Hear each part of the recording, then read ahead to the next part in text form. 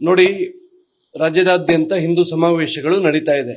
ಅದೇ ರೀತಿಯ ಒಂದು ಸಮಾಜೋತ್ಸವ ತರೀಕೆರೆಯಲ್ಲಿ, ಚಿಕ್ಕಮಗಳೂರು ಜಿಲ್ಲೆಯ ತರೀಕೆರೆಯಲ್ಲಿ ನಡೀಲಿಕ್ಕಿತ್ತು.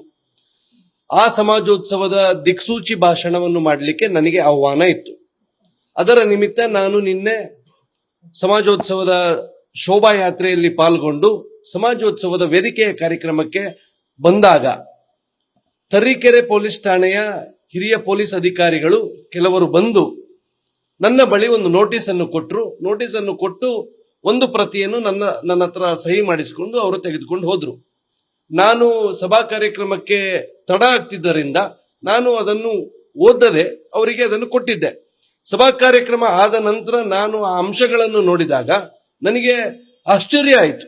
ಯಾಕೆಂತ ಹೇಳಿದ್ರೆ 4 ಅಂಶಗಳ ಪೈಕಿ ಒಂದು ಅಂಶದಲ್ಲಿ ಅವರು ದ್ವೇಷ ಭಾಷಣ ಮಸೂದೆ 2025 ಉಲ್ಲಂಘನೆ ಮಾಡಿದರೆ ನಿಮ್ಮ ಮೇಲೆ ನಾವು ಕಾನೂನು ಕ್ರಮವನ್ನು ಕೈಗೊಳ್ಳುತ್ತೇವೆ ಅನ್ನುವಂಥದ್ದರ ಉಲ್ಲೇಖವನ್ನು ಮಾಡಿದ್ದಾರೆ.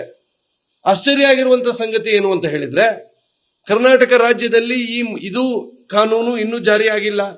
ಕೇವಲ ವಿಧಾನಸಭೆಯಲ್ಲಿ ಇದರ ಇದರ ಮಂಡನೆಯನ್ನು ಮಾಡಿದ್ದಾರೆ. ಅಲ್ಲಿಂದ ಅದು ರಾಜ್ಯಪಾಲರ ಕಚೇರಿಗೆ ಹೋಗಿದೆ. ರಾಜ್ಯಪಾಲರ ಕಚೇರಿಯಲ್ಲಿ ಅದಕ್ಕೆ ಅನುಮೋದನೆ ಸಿಕ್ಕಿಲ್ಲ. ಹೀಗಿರುವಾಗ ದ್ವೇಷ ಭಾಷಣ 2025 ಅನ್ನುವಂಥದ್ದು ಮಸೂದೆ ಅಲ್ಲ, ಅದಿನ್ನೂ ಕೂಡ ಅದೊಂದು ಪ್ರಸ್ತಾವನೆ ಅಷ್ಟೇ. ಹೀಗಿರುವಾಗ ಈ ರಾಜ್ಯದ ಪೊಲೀಸರು ಅದರ ಮೇಲೆ ನೋಟಿಸ್ ಮಾಡಲಿಕ್ಕೆ ಹೇಗೆ ಸಾಧ್ಯ? ಯಾವುದೇ ಒಂದು ಕಾನೂನೇ ಇಲ್ಲದಿರತಕ್ಕಂತ ಒಂದು ಅಂಶವನ್ನು ಮುಂದಿಟ್ಟುಕೊಂಡು ಅವರು ನೋಟಿಸ್ ಮಾಡಲಿಕ್ಕೆ ಹೇಗೆ ಸಾಧ್ಯ? ಅದರಿಂದ ನಾವು ವಿಧಾನಸಭೆಯಲ್ಲಿ ಈ ಪ್ರಸ್ತಾವನೆಯನ್ನು ಕಾಂಗ್ರೆಸ್ನ ಪ್ರಮುಖರು ಮಾಡಿದಂತ ಸಂದರ್ಭದಲ್ಲಿಯೂ ಕೂಡ ನಾವು ಸ್ಪಷ್ಟವಾಗಿ ಹೇಳಿದೆ, ದ್ವೇಷ ಭಾಷಣದ ಈ ಮಸೂದೆಯನ್ನು ಇವರೇನು ತರಲಿಕ್ಕೆ ಮುಂದಾಗಿದ್ದಾರೆ ಇದು ಸ್ಪಷ್ಟವಾಗಿರ್ತಕ್ಕಂಥ ಒಂದು ಷಡ್ಯಂತ್ರ, ಒಂದು ಕುತಂತ್ರ. ಕರ್ನಾಟಕದಲ್ಲಿ 2023 ನಂತರ ಬಂದಿರತಕ್ಕಂಥ ಕಾಂಗ್ರೆಸ್ ಸರ್ಕಾರ ಏನಿದೆ, ಈ ಸರ್ಕಾರ ತಾಳಿರುವಂತಹ ಜನವಿರೋಧಿ ನೀತಿಗಳು, ಹಿಂದೂ ವಿರೋಧಿ ನೀತಿಗಳ ವಿರುದ್ಧ ಸಮಾಜದಲ್ಲಿ ಯಾರೂ ಕೂಡ ಮಾತನಾಡಬಾರದು, ಅವರನ್ನು ಪ್ರಶ್ನೆ ಮಾಡಬಾರದು, ಪ್ರಶ್ನಿಸಿದವರನ್ನು ಅವರ ಧ್ವನಿಯನ್ನು ಅಡಗಿಸಬೇಕು, ದಮನ ಮಾಡಬೇಕು, ಅವರಿಗೆ ಬೆದರಿಕೆ ಒಡಬೇಕು ಅನ್ನುವಂಥದ್ದು ಈ ಮಸೂದೆಯ, ಈ ವಿಧೇಯಕದ ಒಂದು ಕುತಂತ್ರ ಅನ್ನುವಂಥದ್ದು ನಮ್ಮ ಪಕ್ಷದ ಪ್ರಮುಖರು ಹೇಳ್ತಾ ಬಂದಿದ್ದಾರೆ. ನಾವು ಇದನ್ನು ವಿರೋಧ ವ್ಯಕ್ತಪಡಿಸಿದ್ದೇವೆ. ಇವತ್ತು ನಿನ್ನೆಯ ಈ ಘಟನೆಯ ಮುಖಾಂತರ ಇದು ಸ್ಪಷ್ಟ ಆಗ್ತದೆ. ಇದು ಯಾವುದೇ ಕಾರಣಕ್ಕೂ ಇದರಲ್ಲಿ ಸದಾಭಿಲಾಷೆ ಕಾಂಗ್ರೆಸ್ ಸರ್ಕಾರಕ್ಕೆ ಇಲ್ಲ.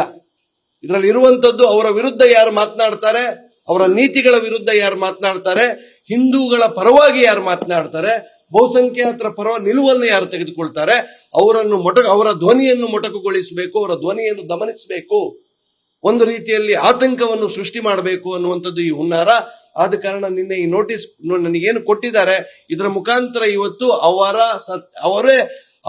ಅವರ ಷಡ್ಯಂತ್ರ ಬಯಲಾಗಿದೆ ಅನ್ನುವಂಥದ್ದನ್ನು ನಾನು ಹೇಳಲಿಕ್ಕೆ ಬಯಸ್ತೇನೆ. ಅದೇ ರೀತಿಯಲ್ಲಿ ನಾನು ಹೇಳುವಂಥದ್ದು, ಇದು ಸಂವಿಧಾನಕ್ಕೆ ವಿರೋಧ ಆಗಿರ್ತಕ್ಕಂಥ ನಿಲುವು. ಪೊಲೀಸರಿಗೆ ಸರ್ಕಾರದ ಡೈರೆಕ್ಷನ್ ಇಲ್ಲದೆ ಪೊಲೀಸರು ಈ ರೀತಿ ಮಾಡಲಿಕ್ಕೆ ಸಾಧ್ಯ ಇಲ್ಲ. ಸೊ ಗೃಹ ಇಲಾಖೆಯಿಂದ ನೇರವಾಗಿ ಪೊಲೀಸ್ ಇಲಾಖೆಗೆ ಸೂಚನೆ ಇರಬಹುದು ಅಂತ ನನಗೆ ಅನ್ನಿಸ್ತಾ ಇದೆ.